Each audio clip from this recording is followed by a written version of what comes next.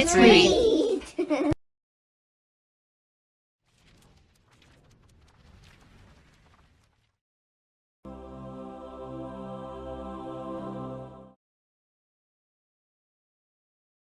Chapter 11. The Mirage in the Desert. Grizzle soon saw the terrible danger that awaited him in the marsh.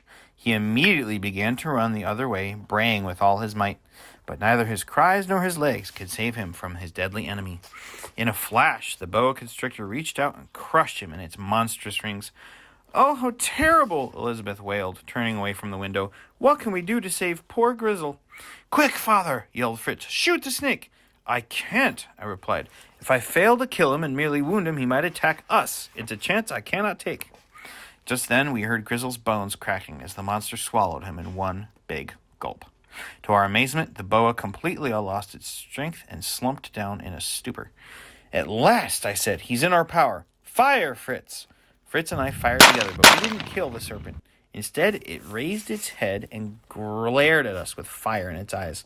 We moved closer, aimed at its eyes, and fired again. A slight shiver ran through the boa's body, and it soon lay dead upon the sand before us, stretched out like a mast. "Thank God that's over," Elizabeth said, heaving a sigh of relief. "We've nothing more to fear from him now," I declared, putting my arm around my trembling wife. "But he may have a mate hiding nearby." "Or a nest of babies," said Francis. "Then we'd really be in trouble," moaned Fritz. "I think we should check out those possibilities," I said. "We'll search through the marsh first, then spread out and cover the region around Falcon's Nest."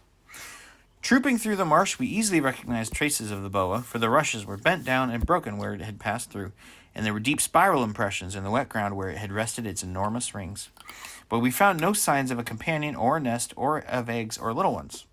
At the border of the swamp, Ernst suddenly cried out, "Come quickly! I've just killed a young boa!" "That's not a boa, Ernst," I told him as I reached its side. "It's an eel."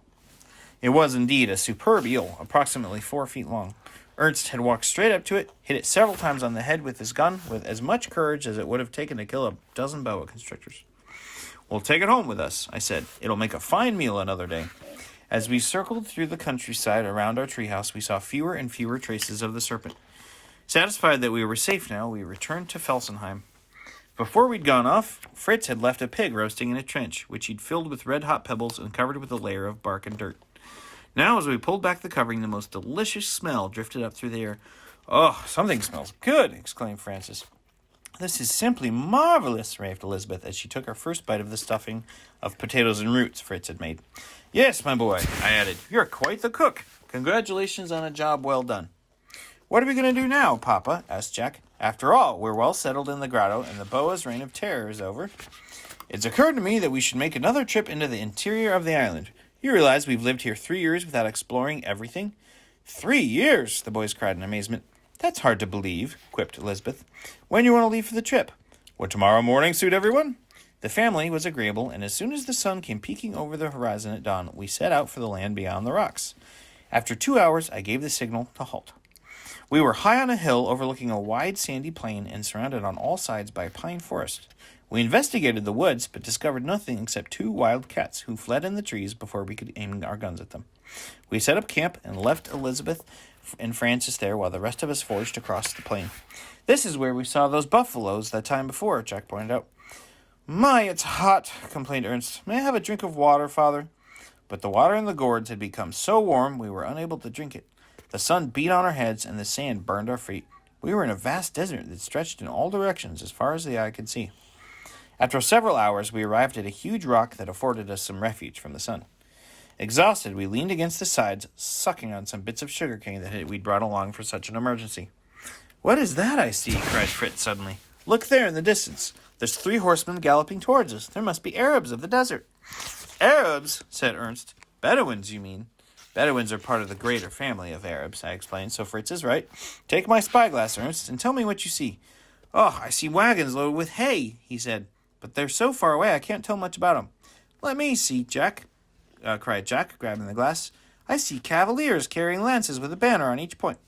"Now I'm going to take a look," I said. "I want to see for myself." I put the glass to my eye and then chuckled. "Well, your Arabs, cavaliers, and hay carts are not those things at all.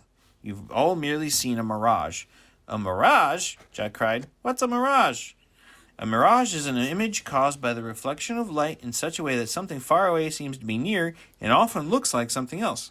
What you really see are 3 ostriches traveling together. Quick, let's hide and take them by surprise. We all crouched down behind some plants that grew on the rock and waited until the ostriches stopped right before us. When they became aware of our presence, they hesitated for a minute.